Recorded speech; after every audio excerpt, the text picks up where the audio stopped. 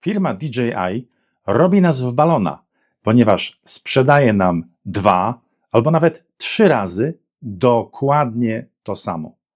Niedawno robiłem testy trybów automatycznych czy trybów autonomicznych w tym maluszku. Mogę go podnieść i on nadal wykonuje ten tryb. DJI Mini 3 Pro. Bardzo dobry dron, naprawdę godny polecenia.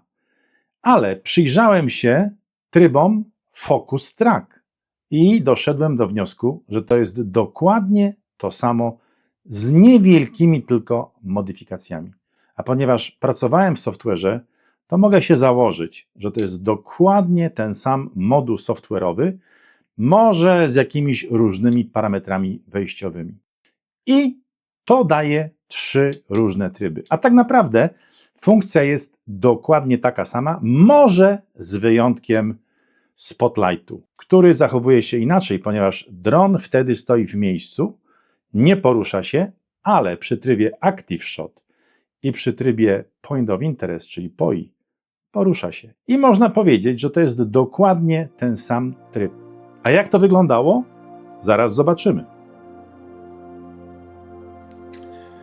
Pierwsze ćwiczenie mamy dosyć proste, mianowicie włączamy mu tryb, oczywiście jeden z trybów Focus Track, a dokładnie Active Shot w trybie manualnym.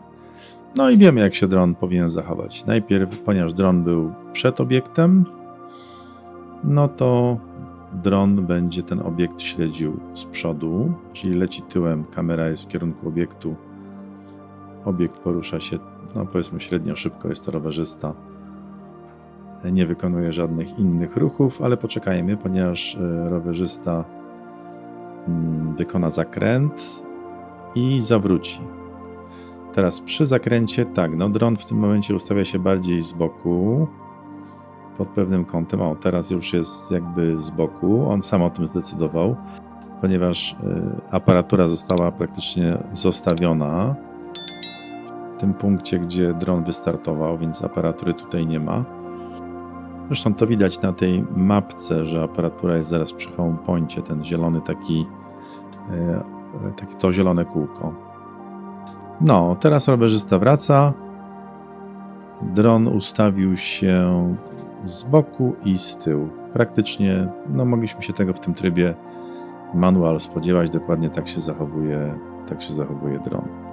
Ale zobaczmy, co będzie dalej, ponieważ no to jak gdyby jest opisane, tak się zachowuje Active Shot, tak? Czyli to jest tryb śledzenia. I wiemy, że się to tak zachowuje, natomiast po trybie Point of Interest nie wiem, czy byśmy się spodziewali tego typu zachowania. Co się teraz dzieje? Teraz wybieramy, no oczywiście wyłączamy Active Shot, włączamy POI, zaznaczamy ten sam obiekt. Dron zaczyna go okrążać, ponieważ w tym trybie on jak gdyby tak, w tym momencie zaczyna go okrążać. Stamtąd, skąd dron zaczął tą operację. No ale teraz aparatura została odłożona na bazę. No i obiekt w tym momencie, proszę bardzo, zaczyna ruch. Dron podąża za nim, dokładnie tak jak było to w Active Shocie w trybie manualnym. On jest tutaj troszeczkę z boku, ale chyba w tym momencie tak to wyglądało. Tak, przesuwa się równolegle do obiektu. Ok. Ale nie okrąża go, nie jest w stanie go przy tym ustawieniu slow, czyli wolnego obrotu, nie jest w stanie go okrążyć. Rowerzysta wykonuje zakręt. I tutaj będzie zawracał. Proszę bardzo. Dron podąża za rowerzystą. Troszeczkę inaczej. Tam był po innej stronie. Tu jest jakby z tyłu. No ale nie jest to jakaś generalnie wielka różnica. Tak? jest po drugiej stronie, ale cały czas śledzi obiekt. Można powiedzieć, że to jest dokładnie tryb Active Shot. To się absolutnie niczym nie różni od Active Shota. No i teraz rowerzysta dojeżdża do bazy. Zobaczymy, jaki teraz tryb ustawi. Bierze się za aparaturę. Coś zmienia. Teraz mamy Spotlight.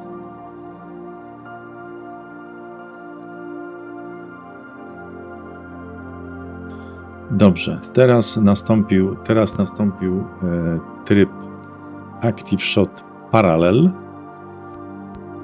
czyli ten tryb, w którym dron porusza się praktycznie z boku, bardziej równolegle do obiektu, ale dron akurat był z tyłu i tak naprawdę porusza się nie z boku, tylko tak naprawdę z tyłu. Tutaj niespecjalnie jest różnica między parallel a manual.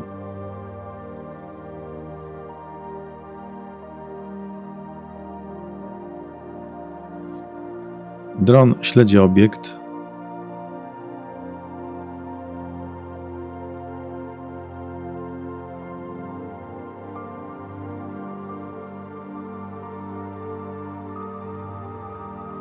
W tej chwili porusza się z boku.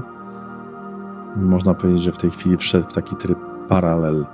Teraz obiekt zawraca, utrzymuje mniej więcej tę samą stronę i to bardzo przypomina to, co działo się w trybie tym POI.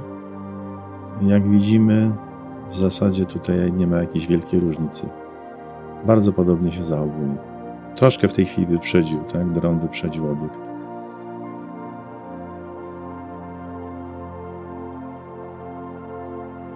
Pierwsza rzecz, która mnie zdziwiła, jest taka, że jak zaznaczam jakiś obszar na ekranie, czyli ten punkt, czyli ten obiekt, na którym się będzie dron koncentrował, to włącza się automatycznie tryb Spotlight. On już jest włączony, nic nie trzeba robić.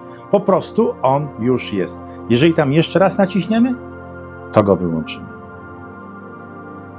Natomiast, żeby przejść do trybu Active Shot czy do trybu POI, to trzeba nacisnąć odpowiednią ikonkę. W trybie Spotlight dron nie rusza się, ale obserwuje Ciebie. No nie do końca się nie rusza, ponieważ dron może się obrócić. Jest tam, gdzie jest, ale może wykonywać ruchy obrotowe. Natomiast w trybie POI, jeżeli obiekt zacznie się poruszać, on porusza się za nim. A przecież to jest domena Active Shot. Ale okazuje się, że nie, że POI działa dokładnie tak samo. Co prawda, on troszeczkę oblatuje wtedy ten obiekt, ale popatrzmy, jeżeli obiekt porusza się dosyć szybko, to on go nie jest w stanie oblecieć. On porusza się po prostu przy obiekcie, z boku, z przodu, czyli dokładnie tak jak w Active Shocie. Jaka różnica? Nie wiem. Mnie się nawet bardziej podoba tryb POI niż tryb Active Shot. Dlatego, że w trybie POI można mu zwiększyć ten dystans, można jeszcze nim sterować. Co prawda można odłożyć aparaturę, pojechać sobie na rowerze tak jak ja to zrobiłem i dron oczywiście mnie wtedy śledzi. W trybie Spotlight natomiast, kiedy dron stoi nieruchomo, można nim sterować. Czyli na przykład jeżeli mam aparaturę w ręce, mogę mieć dokładnie taki sam tryb jak w Active Shot, tylko po prostu muszę wtedy regulować drążkiem, muszę tym drążkiem sterować i dron będzie mnie śledził. Owszem, jest różnica, ponieważ w Active Shocie mogę sobie tą aparaturę po prostu odłożyć i dron będzie robił to sam, natomiast w Spotlightie muszę ja tym sterować.